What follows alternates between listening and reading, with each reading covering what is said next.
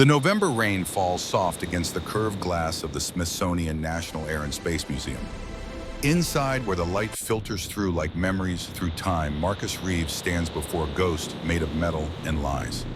The MiG-29 Fulcrum crouches on its display platform like a predator frozen mid-strike. Sleek, angular, still dangerous looking after 30 years of silence. The placard beneath it reads, "Symbol of Cold War deceptions and the courage required to expose them." Marcus is 63 now. His hair has gone silver. The lines around his eyes map out decades of difficult decisions and harder truths. He wears a simple windbreaker over a flannel shirt. No uniform anymore. Those days are long behind him. His grandson, 10 years old and full of questions, tugs at his sleeve. "Grandpa, did you really fly this thing?" Marcus looks down at the boy, sees himself at that age, sees his father, sees all the men who came before carrying their truths like burdens they refused to set down. "I did," Marcus says quietly. "Once.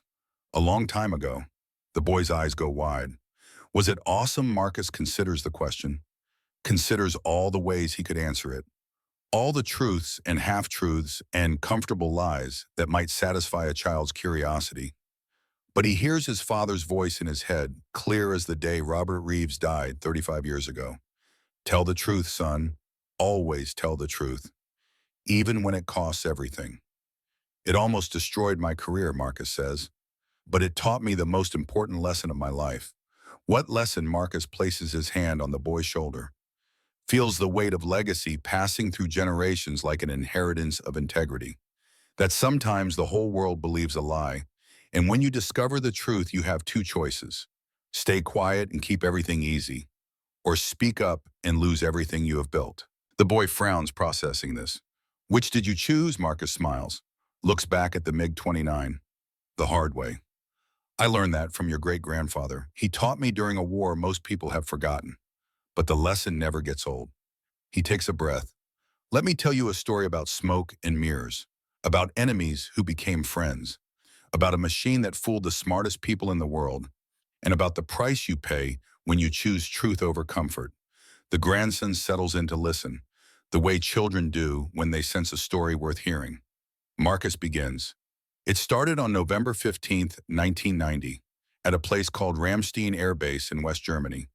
The C-130 transport plane touches down just after dawn.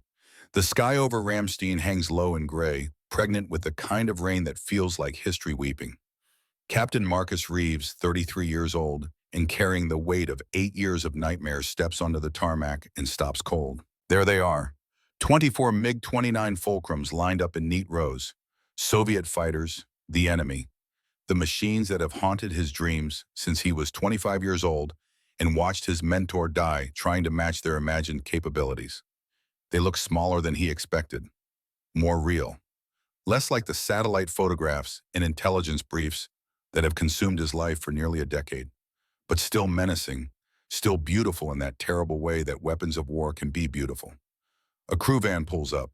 A German technician steps out, middle age, gray at the temples, something familiar in the set of his shoulders. "Herr Captain Reeves, I am your primary technical liaison. We can begin whenever you are remote."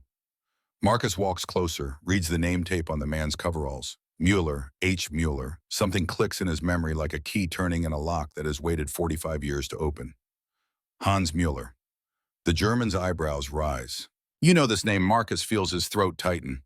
"My father, Staff Sergeant Robert Reeves, he was stationed at Hereford, Texas. Prisoner of war camp, 1945. Hans Mueller goes very still. His face transforms, ages and softens all at once. "Robert Reeves," he says quietly. "Your father saved my life, Captain." The rain begins to fall, soft at first, then harder. "Not physically," Hans continues, "metaphorically. He taught me that Americans have honor, that the enemy could be human, that propaganda lies on both sides." Marcus swallows hard. "My father died 5 years ago, lung cancer. But before he went, he told me about you, about the morning you cried over bacon and eggs." Hans smiles. A sad smile. Old memories. "That morning changed everything for me," he says. "And now I will do the same for you, Captain. I will show you that the Soviets lied to us all. Come, Let me show you the truth about this machine. They walk toward the nearest MiG-29. Up close, Marcus can see the rivets, the panel gaps, the wear on the paint. It looks less like a super weapon and more like something built by hand in a factory that struggled with basic quality control. Hans gestures to the cockpit. You will fly this today. Yes, that's the plan. Then watch carefully when we start the engines. Marcus climbs up the ladder, settles into the seat. It is cramped, tight. The instrument panel is a maze of Cyrillic labels and analog gauges that look like they belong in his grandfather's generation of aircraft. But it is the moment of engine start that will stay with him forever. Hans signals from below. Marcus follows the checklist, flips the switches. The RD-33 turbofan engines roar to life with a sound like tearing metal. And then it happens. Black smoke, thick and oily, billowing from the exhaust like something from a diesel truck in a demolition derby. It pours out in clouds so dense that Marcus can barely see the tarmac through his canopy. This is normal, he shouts into the radio. Hans's voice comes back calm, almost resigned. Ja, Captain, it is always like this. Welcome to the truth about Soviet air power. Your father taught me to never believe the propaganda, to look with my own eyes. Now you do the same. Marcus sits in that cockpit watching the smoke pour past and feels something fundamental shift in his understanding of the world. This is not advanced technology. This is not the peer threat that has justified billions in defense spending and kept him awake at night for 8 years. This is something else entirely. Something broken, something crude, something that has been sold to the world as a masterpiece when it might be little more than an expensive mistake. The smoke clears slowly. Marcus looks down at Hans Muller, at this former enemy who became his father's friend, at this link between wars and generations and truths that transcend borders. Show me everything, Marcus says. Every flaw, every weakness, every lie. Hans nods. That is why I am here, to repay what your father gave me, the gift of truth. But before we understand why Marcus was willing to risk everything for that truth, we need to go back 8 years. Back to the moment that defined his entire career. Back to the day a good man died believing in the wrong intelligence. Nellis Air Force Base, Nevada, March 1982. The briefing room is packed with pilots, young men in flight suits with call signs on their name tags and confidence in their postures. They believe they are invincible. They believe their training and their aircraft and their American ingenuity will carry them through any fight. Major Dennis Garrett stands at the front of the room, 48 years old, silver-haired, lean and weathered like leather left too long in the sun. 3 MiG kills in Vietnam. A legend, a mentor, the closest thing Marcus has to a second father. Dennis clicks to the next slide. It shows a blurry photograph of a fighter aircraft, angular, twin-tailed, menacing even in low resolution. Gentlemen, this is your future. The Soviet Union has just deployed the MiG-29 Fulcrum. Intelligence reports indicate it is faster, more maneuverable, and better armed than anything we currently field. The F-16 outclassed, the F-15 barely competitive. He pauses, lets that sink in. If World War III starts tomorrow, boys, half of you will not come home. Marcus sits in the third row, writing furiously in his notebook. Every word, every specification, every threat parameter. The MiG-29 becomes his obsession that day, his white whale, the thing he must understand and defeat or die trying. After the briefing, Marcus catches up with Dennis in the hallway. Sir, do we really think the MiG-29 is that good? Dennis stops, turns. His eyes are tired, old beyond their years. Son, I fought in Vietnam. I watched good pilots die because we underestimated the MiG-21. Because we thought American technology would always win. I will not make that mistake again. Neither should you. He puts a hand on Marcus's shoulder. Promise me something. If war comes, know your enemy better than you know yourself. Do not let propaganda fool you, but never ever underestimate them. Marcus promises. 2 weeks later, Dennis is dead. The official report says pilot error during a training exercise. The unofficial truth, the truth that everyone knows but no one speaks aloud, is that Dennis pushed his F-16 beyond its limits. He was practicing extreme maneuvers, trying to simulate the MiG-29's reported agility based on intelligence estimates That said, the Soviet fighter could outmaneuver anything in the American inventory. He stalled, spun, could not recover, augured in from 8,000 feet. Marcus stands at the funeral in his dress blues while the rain hammers down on his cover and drips off his nose. He watches 6 men fold the flag, watches them present it to Dennis's widow, watches her clutch it like it might bring him back.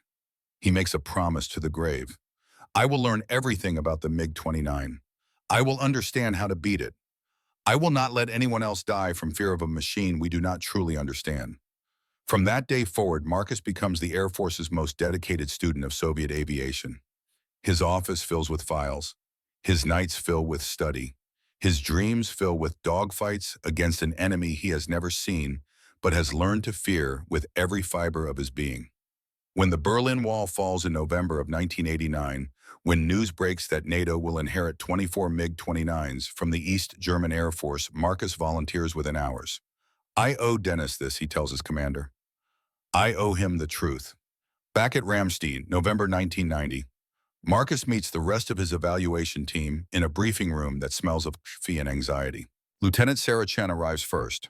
28 years old, MIT graduate, aerospace engineer specializing in turbofan propulsion systems. Daughter of Chinese-American immigrants. Her father fought in Korea. She carries that legacy in the precise way she measures everything. Numbers do not lie. Physics does not care about politics. Captain Reeves, she says, shaking his hand with a grip that means business. I have reviewed the preliminary data on the R-33 engine. Time between overhaul is listed as 350 hours. Marcus blinks.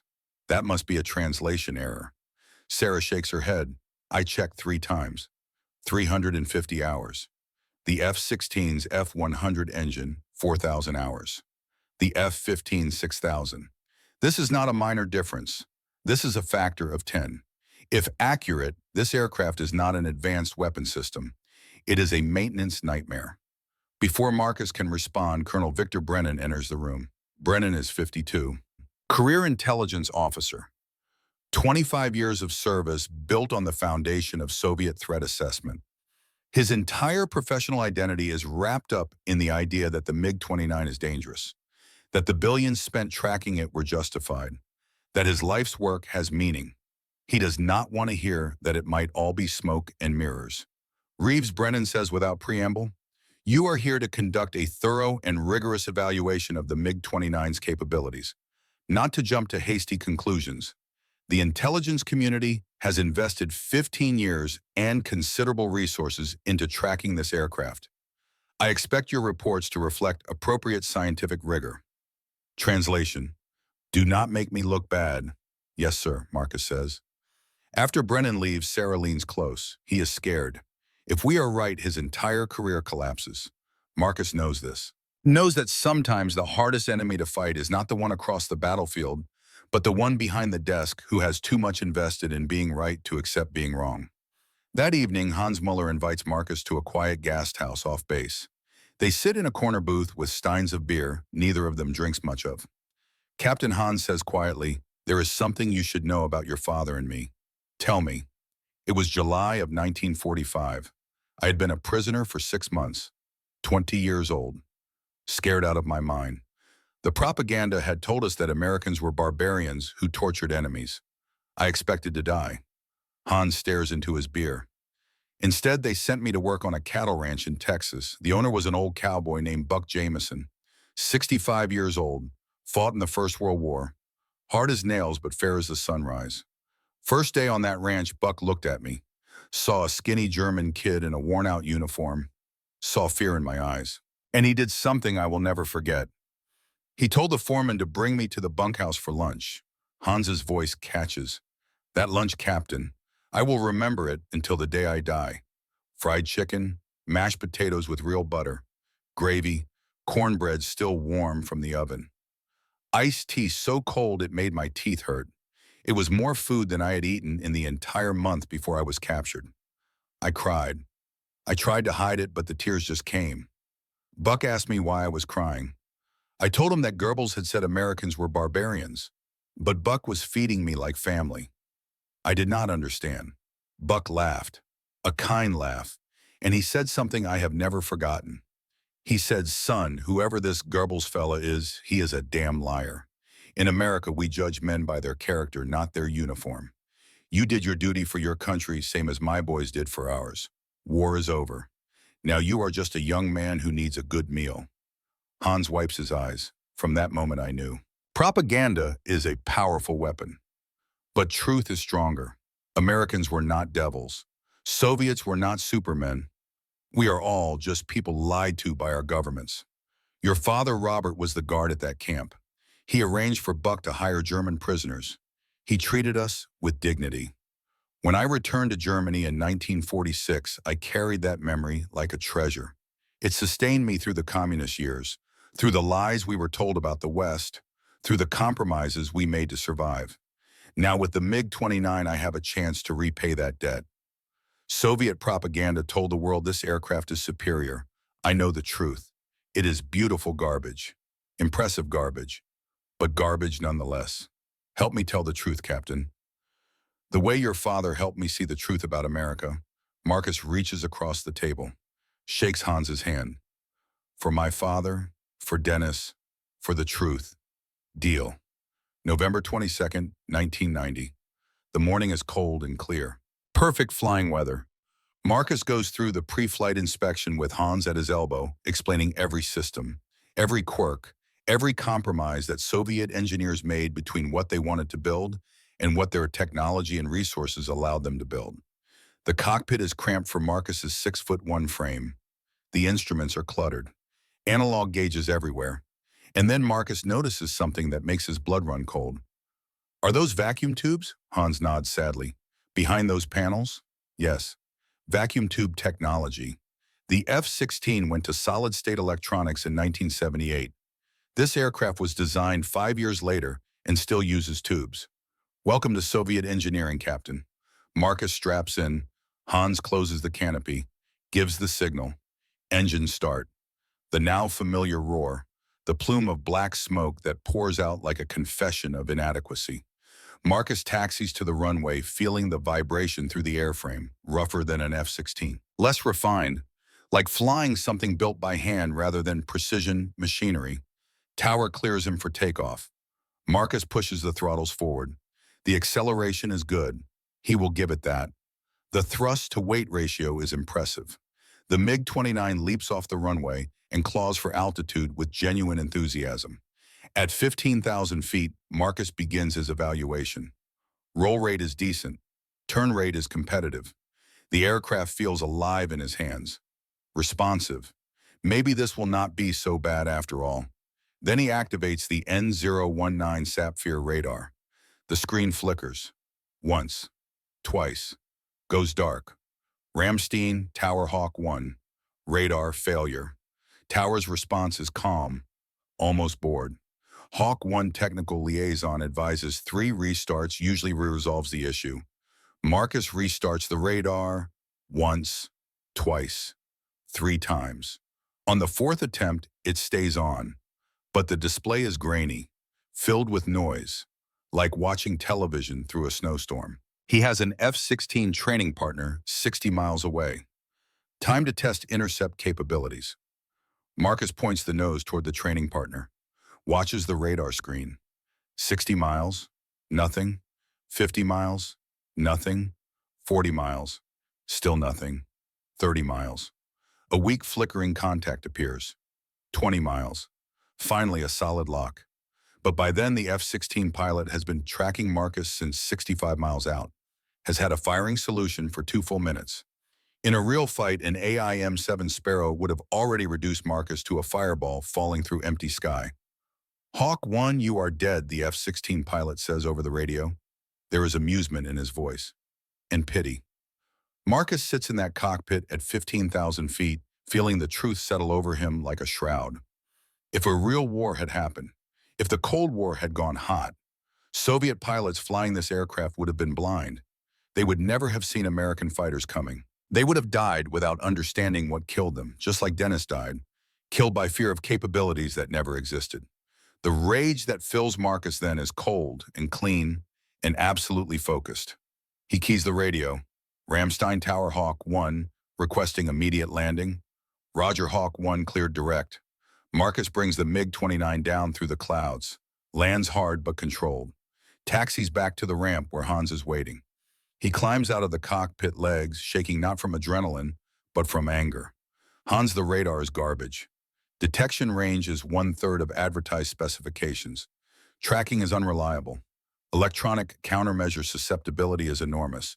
In beyond visual range combat, this aircraft is a death trap. Hans nods slowly. Yeah, we knew. Soviet propaganda claimed 100-kilometer detection range. Reality 30 to 35 kilometers if you are lucky.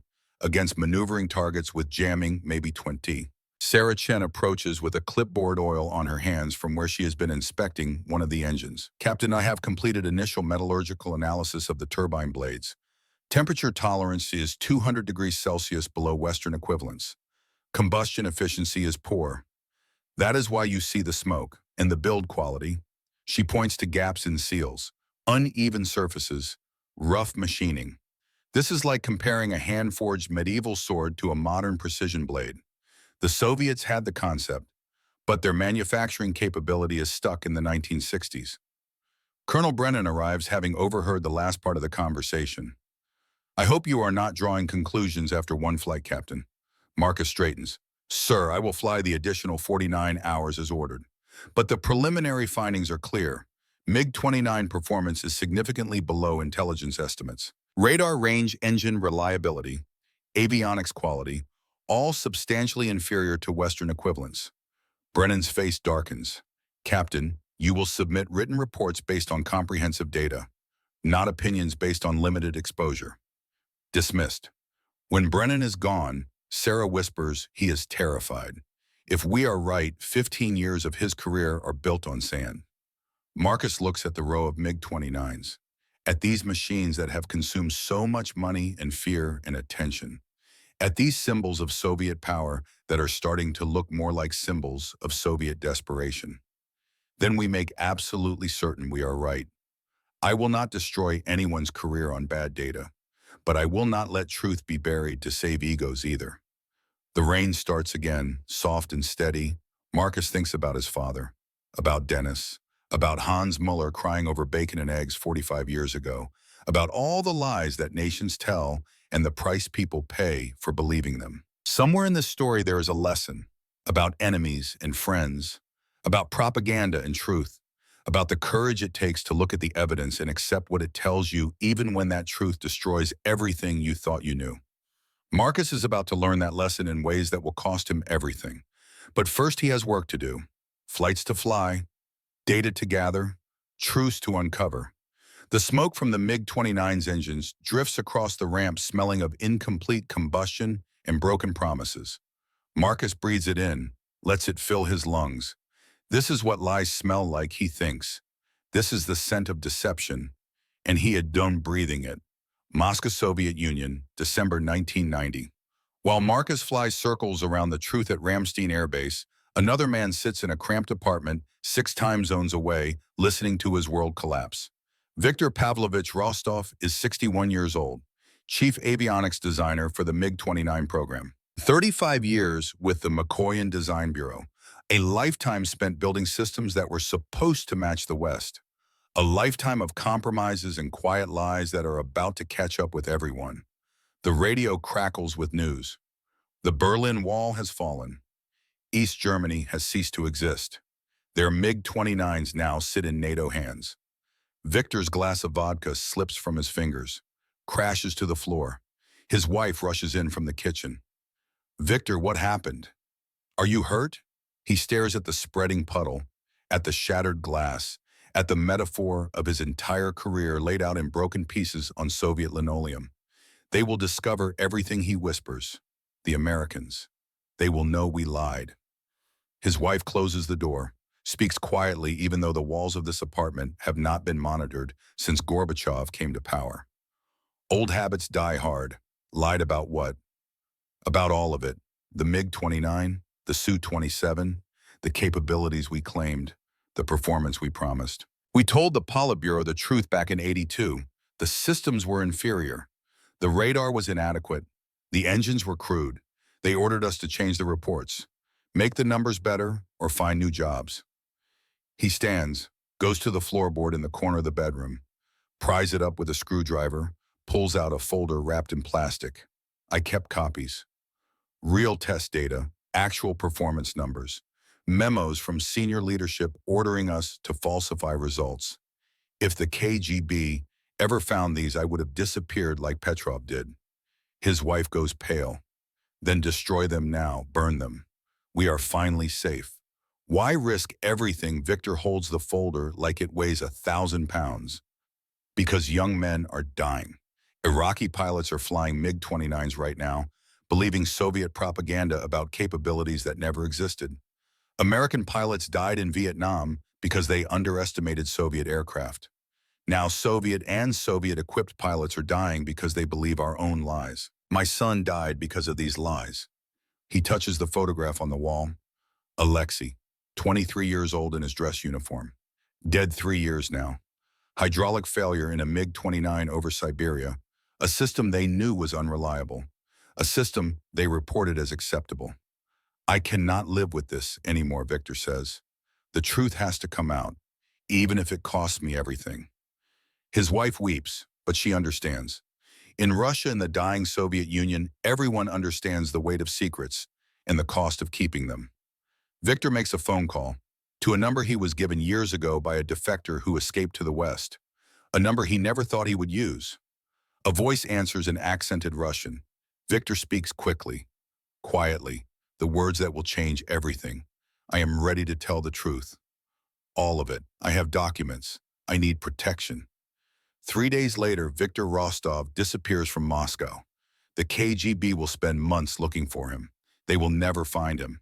He is already in the West, already sitting across from an American captain who has been searching for the truth just as desperately as Victor has been running from it. The CIA safe house sits in the hills outside Ramstein, isolated, secure, the kind of place where secrets are traded like currency and lives are rebuilt from the ashes of old allegiances. Marcus arrives after dark. A CIA station chief briefs him in the driveway. The defector claims to be a senior engineer from Mikoyan, claims to have internal documents proving systematic falsification of Soviet military capabilities. Could be genuine intelligence goldmine, could be disinformation. You have more Soviet aviation expertise than anyone else available. We need your assessment. Marcus nods, takes this seriously, goes inside. Viktor Rostov sits in a plain room at a plain table. He looks 70, though he is only 61.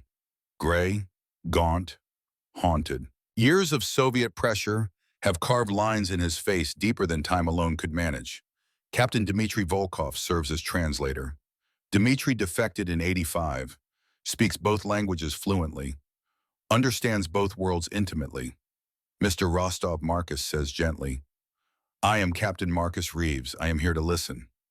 Victor's eyes meet his. There is desperation there, and relief, and a bone-deep weariness. He begins speaking in Russian. Dmitry translates. But occasionally Victor switches to broken English, wanting Marcus to hear certain truths directly.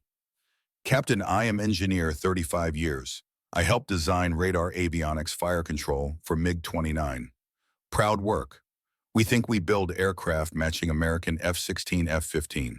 But in 79 first prototypes tested, we discover big problems.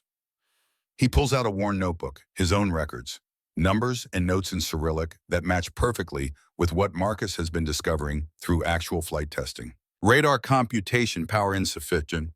Sufficient. Look down, shoot down capability poor. Detection range half of requirement. We write honest reports. Send to military leadership.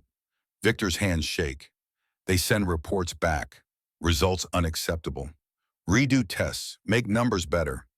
We explain cannot change physics. Numbers are what they are. They say then change methodology. Use best case scenarios. Optimize assumptions. Make it look better on paper. So we did. Against conscience, we did. He shows Marcus the documents. Original test reports with real numbers crossed out, replaced with optimistic projections, signed off by senior officials, approved by men who knew they were lies. New reports show radar 100-kilometer range, True only against non-maneuvering, non-jamming ideal altitude target. Engine time between overhaul comparable to Western. True only if maintenance perfect and flight hours limited. Performance matching F-16. True only in narrow specific conditions. Technically not lies, Victor says, his voice breaking, but deeply, deeply misleading. Politburo happy. Propaganda machine happy. Defense industry gets funding. But engineers know truth. Pilots know truth. We just do not speak it. Marcus leans forward. Mr. Rostov, why are you speaking now? Victor reaches into his jacket, pulls out a photograph. A young man, 23, Soviet Air Force uniform, bright eyes, his father's smile. My son, Alexei Rostov, fighter pilot, died 1987, training accident, MiG-29 hydraulic failure over Siberia, ejection seat malfunction, another system we knew unreliable, another system we reported as acceptable. Tears streamed down Victor's face.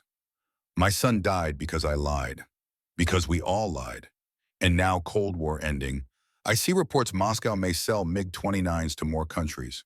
Iraq, Syria, others. More young pilots will die believing in capabilities that do not exist.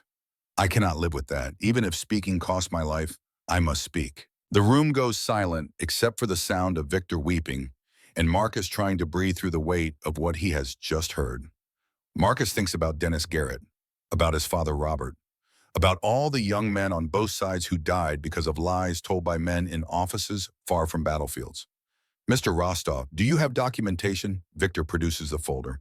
Inside it are memos, test reports, technical data, all bearing official Soviet stamps, all showing the systematic process by which truth was transformed into propaganda. Dmitri examines them carefully.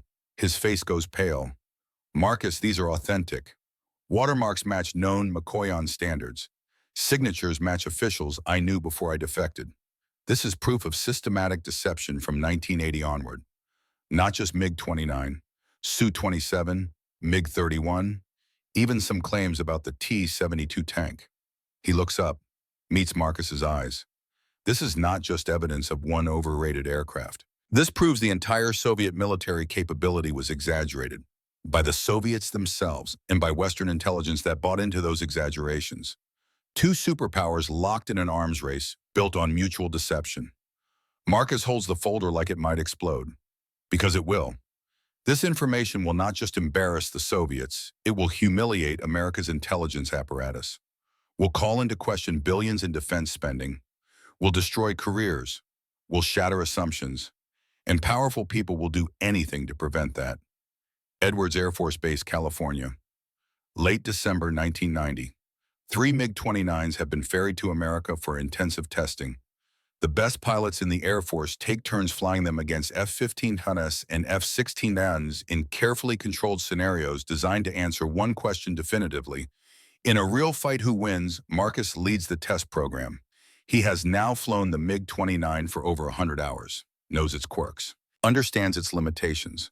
But he needs hard data, numbers that cannot be argued with, results that speak louder than opinions.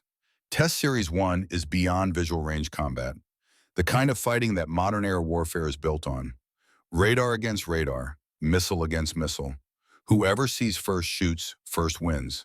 10 engagements, MiG-29 versus F-15. The F-15 wins all 10. The average detection differential is devastating. The F-15's APG-63 radar detects the MiG-29 at 67 miles. The MiG-29's N019 Sapphire detects the F-15 at 31 miles. By the time the MiG pilot knows an enemy is present, an AIM-7 Sparrow missile is already inbound. Time from detection to impact 90 seconds. Not enough time to react. Barely enough time to pray. It is like fighting blindfolded, Marcus reports to the assembled evaluation team. The F-15 pilot has 30 to 40 seconds to set up a perfect shot before I even see him on radar. Sarah Chen presents her technical analysis. The numbers back up what the pilots are experiencing. The N019 radar's processor is 3 generations behind Western equivalents. Signal-to-noise ratio is poor. Probability of detection drops exponentially with range. Against jamming, performance degrades catastrophically. She shows charts, graphs, cold hard physics that cannot be argued with. In beyond visual range combat, the MiG-29 is not just outmatched, it is effectively blind. But Test Series 2 offers a different picture. Within visual range combat, dogfighting, the kind of close-in knife fight where the MiG-29's helmet-mounted sight should give it an overwhelming advantage. Marcus flies against Captain Jake Thompson, call sign Reaper, in an F-16. They merge at 500 knots. The fight is on. Marcus looks over his shoulder. The helmet-mounted sight locks onto Reaper instantly. He fires an R-73 Archer missile. In training mode, but the lock is solid. Fox 2 splash Reaper first engagement, the MiG wins. But then Reaper learns, adapts, realizes that the MiG's advantage only lasts as long as the fight stays fast and furious. If he can extend the engagement force sustained, turning the physics shift in his favor. Engagements 2 through 5 tell a different story. At 30 seconds into each dogfight, Marcus starts bleeding energy. The MiG-29 cannot maintain speed through sustained turns as efficiently as the F-16. Higher drag, worse fuel consumption, heavier empty weight. All the little compromises that Soviet engineers made add up. At 1 minute, Marcus is defensive, cannot point his nose to fire, cannot sustain the turn rate, losing altitude and airspeed simultaneously. At 90 seconds, Reaper has a firing solution. Splash Hawk, the pattern repeats. The MiG-29 wins quick engagements, 4 out of 10. But if the fight extends beyond 30 seconds, the F-16 dominates, 6 out of 10. Sarah explains it to the brass with brutal clarity. The MiG-29 is like a boxer with a great jab, but no stamina. First round, he is dangerous. But rounds 2 and 3, the opponent who conserved energy will dominate. In real combat, that desperation kills you. The implications are clear. In a war, if MiG-29 pilots cannot kill in the first 30 seconds, they will spend the rest of the fight losing, running, dying. Then comes the incident that almost kills Major Jackson and grounds the entire test program. January 18, 1991. Viper Jackson is conducting a solo test flight, high-G maneuvers at 25,000 feet, stress testing the airframe, pushing the envelope. Without warning, the heads-up display flickers, dies. Edwards Tower Viper, HUD failure, going to backup instruments. But the backup instruments are a nightmare for Western pilots. Cyrillic labels, unfamiliar layout, analog gauges with multiple scales that require training from childhood to read quickly under stress. Then a red warning light begins flashing. Tower, I have a red warning light, but I cannot read the Cyrillic. Need Hans Müller immediately. Hans sprints to the tower, grabs the radio. What does the symbol look like? Viper squints at the panel, like a thermometer. With wavy lines, Hans goes white. Scheisse engine overheat. Left engine throttle back now. Which throttle is left? The controls are marked in Cyrillic. In his panic and the smoke and vibration and screaming warning tones, Viper cannot remember which side is which. He reaches for what he thinks is the left throttle. The temperature gauge climbs, 850 Celsius, 900, 950. Viper eject now. Viper pulls the handle. The ejection seat rockets him clear 0.8 of a second before the left engine explodes in a ball of flame. The MiG-29 tumbles from the sky, impacts the desert floor in a fireball visible for 20 miles. Viper lands hard in the sand, shaken, bruised, alive. 3 hours later, he sits in the debriefing room, still in his flight suit, visibly angry. Gentlemen, that cockpit is a death trap for Western pilots. Ergonomics are terrible. No redundancy. If the HUD fails, you are flying blind with instruments designed for pilots trained from age 18 in the Soviet system. He slams his hand on the table. I have 2,200 hours in the F-15. I am a Top Gun instructor, and I almost died because I could not read a temperature gauge.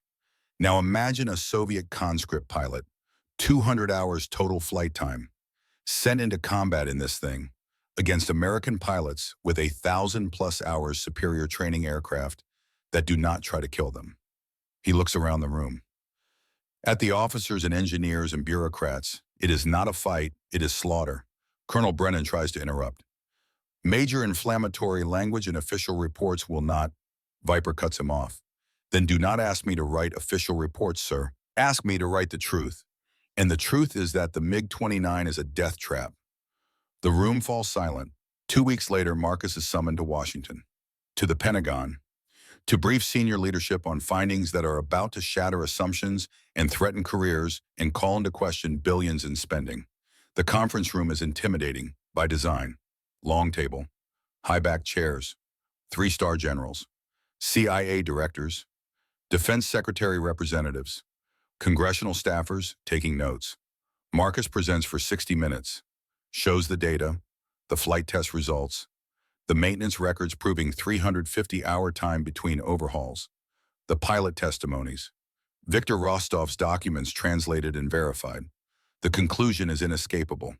The MiG-29 Fulcrum is significantly inferior to intelligence estimates. Not slightly, not marginally, fundamentally and substantially inferior.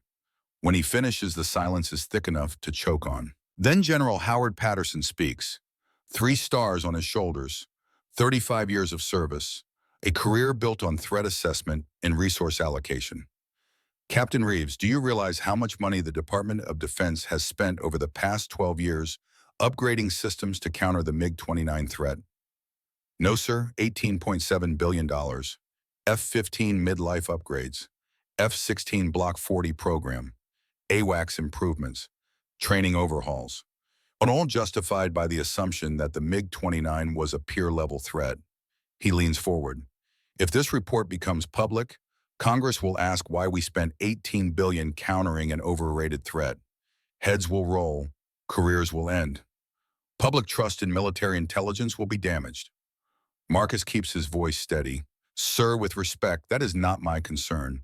My concern is ensuring American pilots have accurate intelligence about potential adversaries. The CIA director interjects. There is also the matter of Mr. Rostov's documents, obtained through espionage. Using them in official reports could have diplomatic ramifications. The Soviet Union is collapsing. We are negotiating START treaties, trade agreements.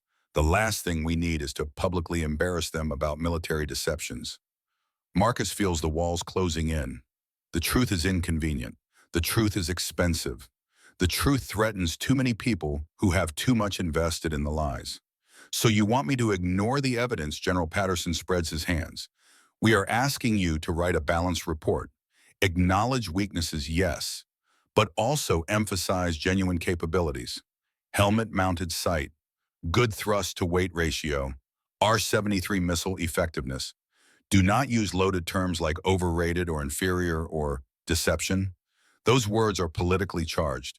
Sarah Chen stands. General, as an engineer, I cannot sign a report that deliberately downplays safety-critical findings. American pilots deserve to know exact capabilities of potential adversaries. Then do not sign it, Lieutenant. We will find someone else. The meeting ends badly. Marcus and Sarah walk out of the Pentagon into cold January sunshine. They are going to bury it, Sarah says. All of it.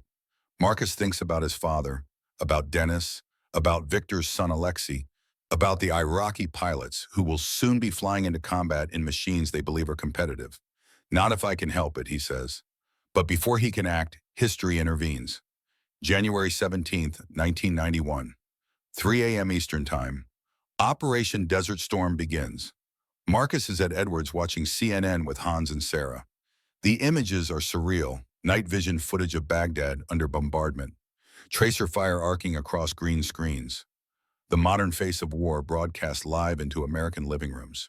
The Iraqi Air Force has 33 MiG-29 Fulcrums, Soviet equipment, Soviet training, Soviet propaganda about capabilities. The first engagement happens within hours. 2 F-15Cs versus 2 Iraqi MiG-29s over Baghdad. The F-15ESA detect the MiGs at 72 miles. The MiGs do not detect the F-15ESS until 28 miles. 2 AIM-7M Sparrows are launched at 45 miles. Both MiG-29s are destroyed. Total engagement time 94 seconds. F-15 losses 0. The pattern repeats. Again, and again, and again. By the end of the first week, 5 MiG-29s are destroyed. 0 coalition losses to MiGs. Iraqi pilots never fire a single shot. They are killed before they understand what is happening, before their radar shows threats. before they have a chance. Marcus watches gun camera footage on CNN, sees the MiG-29 pilot eject, sees the parachute deploy, wonders how old that pilot is, what he was told about his aircraft, whether he believed he had a chance. The phone rings. Brennan, Reeves, you have seen the news? Yes, sir. Long pause. Victor Brennan is 60 years old and watching 15 years of his career revealed as smoke and mirrors. You were right. I was wrong. His voice cracks. I spent 15 years building threat assessments about Soviet capabilities. I believed they were dangerous because believing that justified my work, made me important, made me necessary. But watching those Iraqi pilots die, they trusted their aircraft because we told them to trust it. Our intelligence estimates published in aviation journals made the MiG-29 sound competitive. Iraq bought them thinking they had a chance. Good men are dying because of wrong assumptions, and I perpetuated those assumptions. Another pause. Write the real report, Reeves. Full truth, no sugarcoating. I will support you. Consequences be damned. Marcus hangs up, looks at Sarah and Hans. It is time to tell the truth. All of it, no matter the peon, but the truth has allies he does not yet know about, and enemies more powerful than he imagined. Victor Rostov is about to step into the light, and his testimony will change everything. The decision comes to Marcus at 3 in the morning on a Tuesday in early February. He lies awake in his Arlington apartment, staring at the ceiling, watching shadows shift as headlights pass on the street below. He thinks about Major Dennis Garrett dead at 48 because he believed intelligence estimates that were wrong. Thinks about Victor Rostov's son Alexei dead at 23 because Soviet engineers were forced to lie. Thinks about those Iraqi pilots falling from the sky and fireballs dying in seconds because everyone on both sides had been lying for so long that truth became impossible to see. Thinks about $18.7 billion spent chasing a phantom threat. Money that could have bought schools, hospitals, infrastructure, wasted because the system rewarded exaggeration over accuracy. Thinks about his father, Robert, standing in that Texas prisoner of war camp in 1945, watching Hans Muller cry over bacon and eggs, understanding in that moment that propaganda works on everyone and truth is the only weapon worth wielding. The phone rings. Sarah. Marcus, are you watching the news? Aviation Week is running a story. MiG-29 performance disappointing in Gulf War. The industry is starting to ask questions. This is the moment. The door is cracking open. All Marcus has to do is push. Sarah, if Aviation Week had access to the actual test data, not speculation, hard numbers, flight test results, Victor's documents. There is a long silence on the line. You will be court-martialed, she says, finally. I know. You will lose everything. Career, pension, reputation. I know that too. Another pause. When do you need me? Marcus makes the call, contacts Jack Morrison at Aviation Week, 55 years old, veteran defense journalist, 30 years covering the Pentagon, a man who has seen every lie the military-industrial complex can tell and learned to smell truth even when it is buried under classified stamps and career threats. They meet in a parking garage.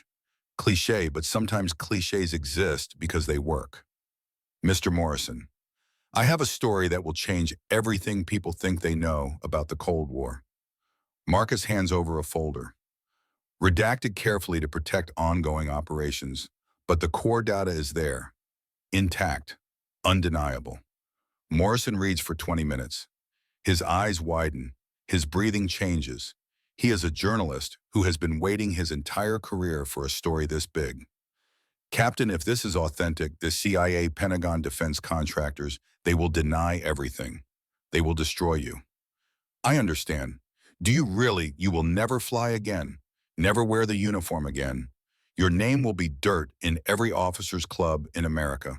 People will call you a traitor, a liar, a glory seeker. They will question your competence, your motives, your sanity. Morrison looks at him hard. Your father was Robert Reeves, served at Hereford POW camp in 45. Marcus blinks. How do you know that I have been covering military stories for 3 decades, Captain? I interviewed your father once. 1983. Story about World War II POW treatment. He said something I never forgot. Truth matters more than comfort. Americans deserve to know the truth even when it hurts. Morrison extends his hand. I will run the story. But you need to understand what this will cost. Everything you have built, everything you are, gone. Marcus thinks about Dennis, about Victor, about his father, about all the young men who died because powerful people found lies more convenient than truth. Some things are more important than careers, he says. Write it. The story breaks on February 22nd, 1991. The headline screams across the top of Aviation Week in bold letters that cannot be ignored. MiG-29, mystique shattered fulcrum, fails against coalition internal Soviet documents, reveal decade of deception. The article is devastating, methodical, undeniable. It includes test data from Edwards and Ramstein, quotes from Viktor Rostov identified only as a senior Soviet engineer who defected, Hans Muller's testimony about East German maintenance nightmares, Sarah Chen's technical analysis of engine and radar inadequacies, comparison charts showing estimated versus actual performance in every category that matters. The gaps are shocking. Radar range overstated by 65%. Engine reliability overstated by a factor of 10. Combat effectiveness overstated across the board. Within 6 hours, CNN picks up the story. Within 12, the Washington Post and New York Times are running their own follow-ups. By evening, it is the lead story on every network news broadcast. The Pentagon scrambles, issues a terse statement. Captain Reeves acted without authorization. His findings are preliminary and not conclusive. An investigation is ongoing. But the cat is out of the bag. The questions have been asked. The American people want answers about $18 billion spent countering a threat that apparently never existed. Senator William Bradford, Democrat from Massachusetts, 61 years old, and chairman of the Senate Armed Services Committee, calls a press conference. If these allegations are true, the American taxpayers deserve answers. We will hold hearings. We will get to the bottom of this. Someone needs to explain how our intelligence community got this so wrong for so long. That evening, 2 military police officers arrive at Marcus's apartment, 6 in the morning, banging on the door hard enough to wake the neighbors. Captain Marcus Reeves, you are under investigation for unauthorized disclosure of classified information. You need to come with us. Now. Marcus is not surprised. He has been expecting this. He goes quietly. Sarah Chen immediately calls a lawyer. Hans Mueller contacts the press. Viktor Rostov, still in protective custody, issues a statement through his CIA handlers, expressing support for Marcus and confirming the authenticity of everything in the article. The machinery of bureaucratic revenge grinds into motion, but it is too late to stop what has been started. The truth is loose in the world now, and truth once freed cannot be recaptured. March 15th, 1991. The Senate Armed Services Committee hearing room is packed beyond capacity. Journalists line the back wall. Defense contractors sit in expensive suits, faces tight with concern about what this might mean for future procurement. Pentagon officials cluster together, unified in their determination to contain the damage. Protesters outside wave signs, some supporting Marcus, some calling him a traitor. Senator Bradford gavels the room to order. This committee is convened to investigate allegations of systematic failures in intelligence assessment regarding Soviet military capabilities, specifically the MiG-29 Fulcrum fighter aircraft. Captain Reeves, you are under oath. Please begin. Marcus stands, wears his dress uniform, knows this might be the last time he ever wears it, wants to honor it properly before it is taken from him. Mr. Chairman, members of the committee, I am here today not to attack individuals, but to address a systemic problem that has cost American taxpayers billions and put American lives at risk. He presents the findings, methodically, dispassionately. The numbers speak for themselves. Radar performance 65% below estimates. Engine reliability 90% below assumptions. Overall combat effectiveness fundamentally and substantially inferior to projections. These are not small errors. These are not rounding errors. These are systematic overestimations that persisted for over a decade despite multiple opportunities to correct them. He pauses. Lets that sink in. Why did this happen? Not because of stupidity, not because of incompetence, because of institutional incentives. Bigger threats justify bigger budgets.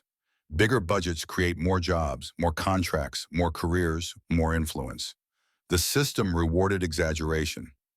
punished accuracy, and the Soviet Union did the exact same thing. Mr. Viktor Rostov will testify that they deliberately inflated capabilities for similar reasons, to maintain the appearance of military parity, to justify their own defense spending, to intimidate the West.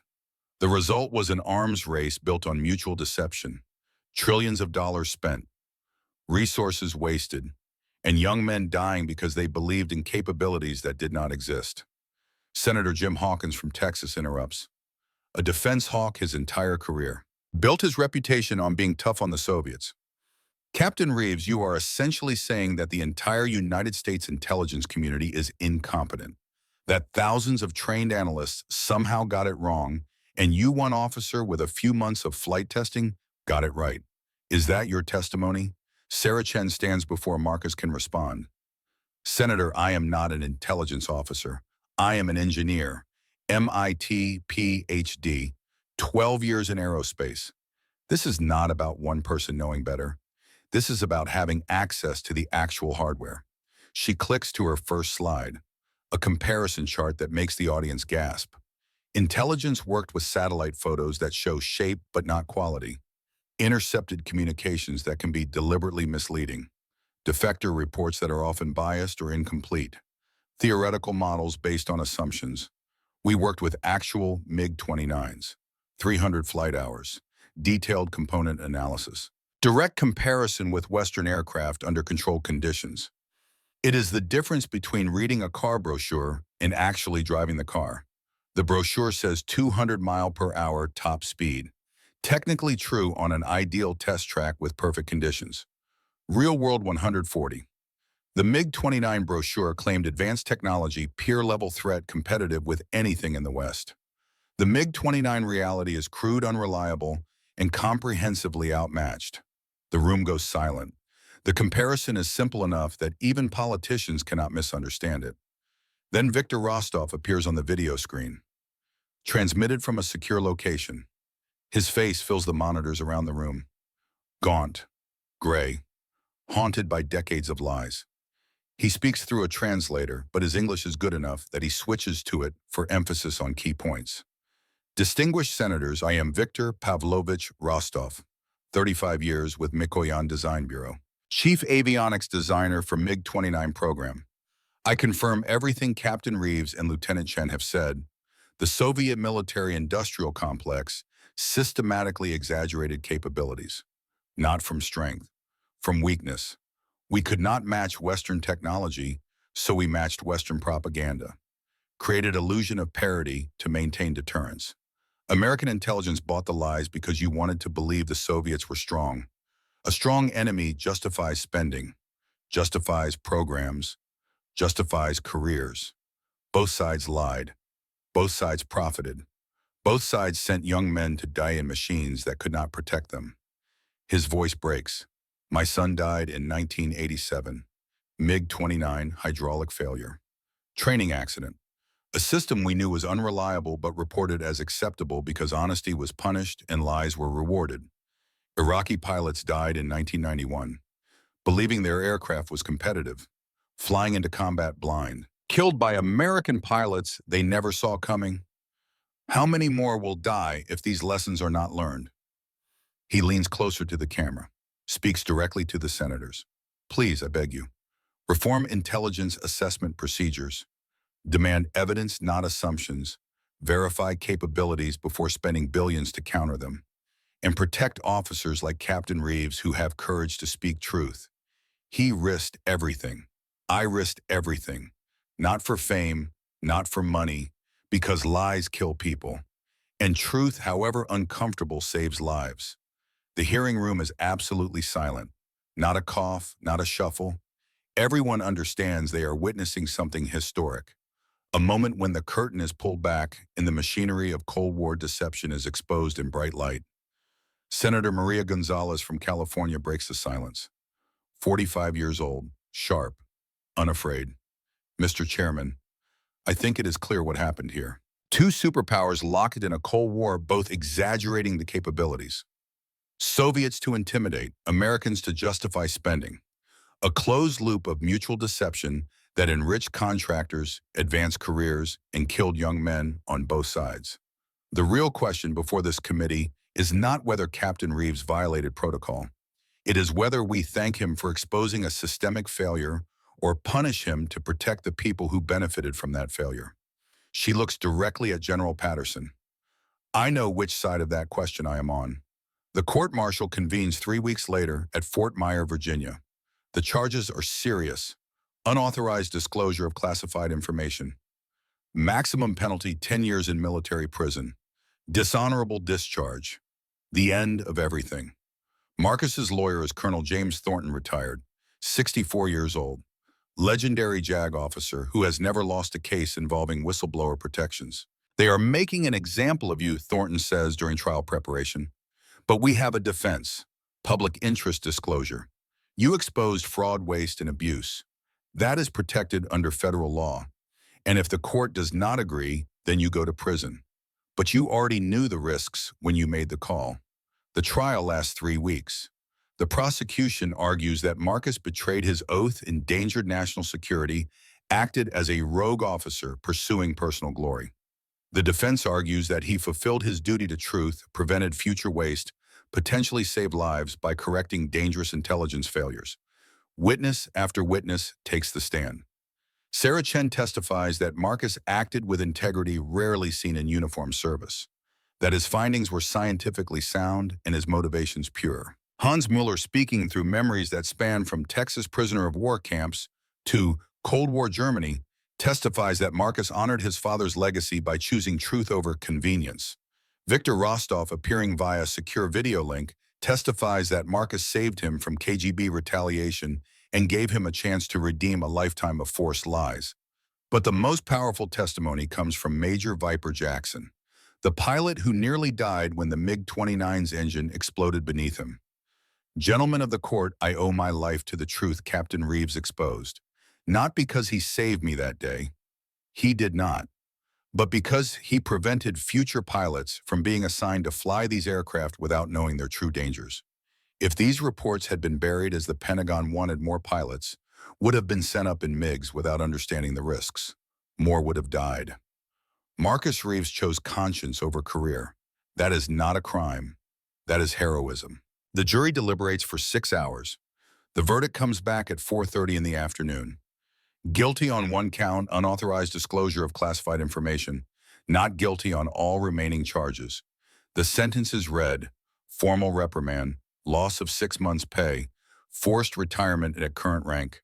No promotion, no prison time. Marcus's career is over. He will never fly for the Air Force again. Never command men, never wear the uniform he has loved since he was a child watching his father come home from the war. But he is free, and the truth is out, and that has to be enough. 5 years pass. November 1996. Edwards Air Force Base hosts a symposium on lessons learned from MiG-29 evaluation programs. Marcus is invited to speak. Not as an officer, those days are gone. As a civilian defense analyst for the RAND Corporation, a consultant who helps the government avoid the mistakes that cost him everything. The audience is packed with current F-15, F-16, and F-18 pilots, intelligence officers who have learned from the failures, defense contractors who now know that honesty is better than hype. Marcus takes the podium, looks out at faces eager to learn. In 1990, I believed the MiG-29 was an existential threat. I had been trained to fear it, lost a mentor to that fear, spent 8 years studying it like it was the most dangerous thing in the world. In 1991, I discovered the truth. It was overrated, beatable, flawed in fundamental ways. In 1996, I understand the real lesson. Fear is a profitable industry. He clicks to his first slide. Defense contractors sold upgrades to counter the MiG-29.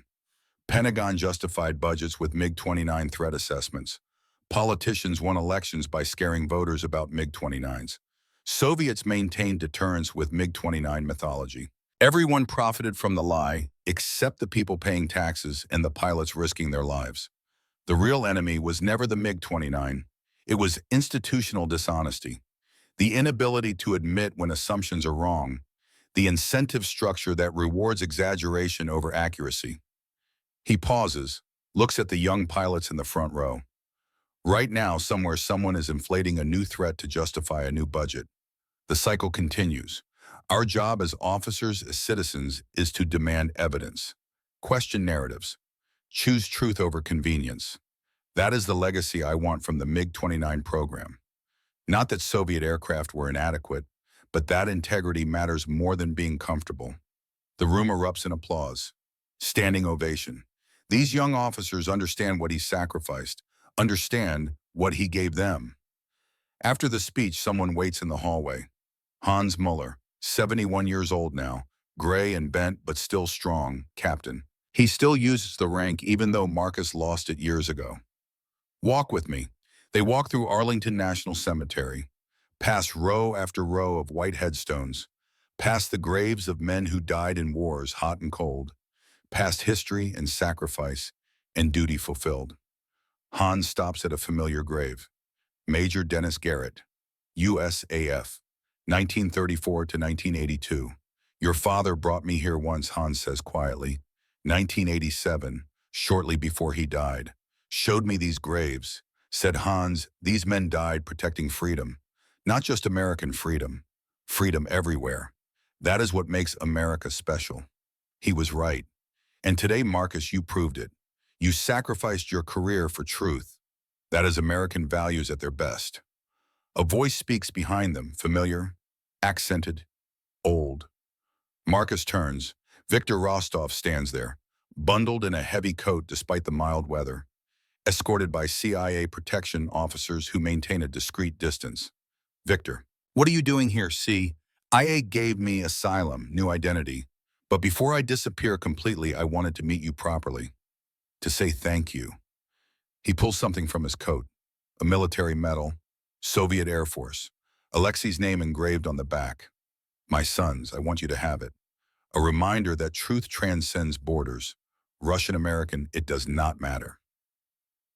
We are all human. We all deserve to know the truth about the systems we trust our lives to. Marcus takes the medal, feels the weight of it, the history, the loss it represents. Victor steps forward, embraces him. Two men from opposing sides of the Cold War united by shared grief and shared commitment to something bigger than nations or flags or politics. Hans joins the embrace. Three men, American, German, Russian, former enemies, now brothers in the only cause that matters, truth. The frame story closes where it began. Smithsonian National Air and Space Museum, 2020. The MiG-29 Fulcrum sits in its display case silent and still. Marcus's grandson looks up at him with wide eyes, processing the story. Understanding more than a 10-year-old should have to understand about the cost of integrity. So you lost your career, Grandpa. Technically, yes, but I gained something more valuable. My integrity, and friends who mattered more than rank ever could. What happened to everyone else? Hans became an American citizen, worked at the Air Force Museum for 18 years, died in 2003. Good man. I spoke at his funeral. Victor lived under witness protection until the Soviet Union collapsed, then returned to Russia, published a memoir, became an advocate for transparency in military affairs, died peacefully in 2008. Sarah Chen was promoted to lieutenant colonel, helped design F-22 engines, retired in 2010. We stayed close, very close.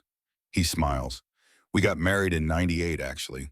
Your grandmother had your mom. Life worked out.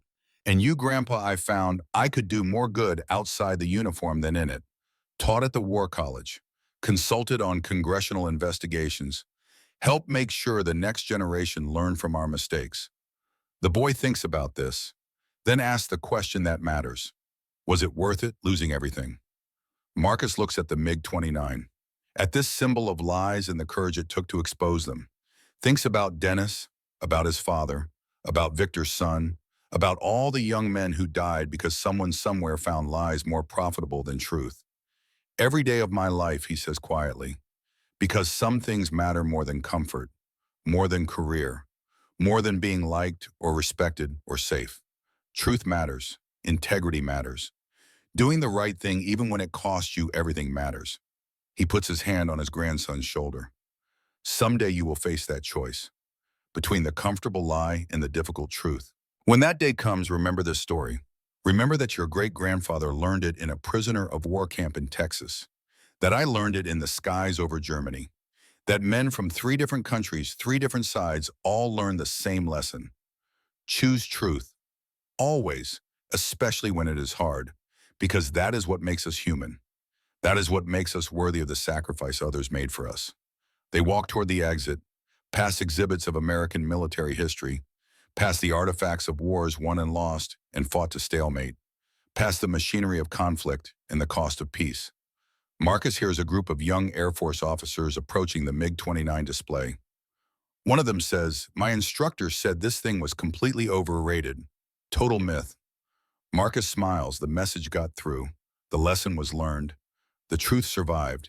He takes his grandson's hand, walks out into the November sunshine. Behind them, the MiG-29 sits in its display case, a monument not to Soviet engineering or American victory, but to something more important, to the price of truth, to the courage it takes to speak it, to the legacy that lives on when men and women choose integrity over everything else. The smoke has cleared. The truth remains. And that is enough. The end.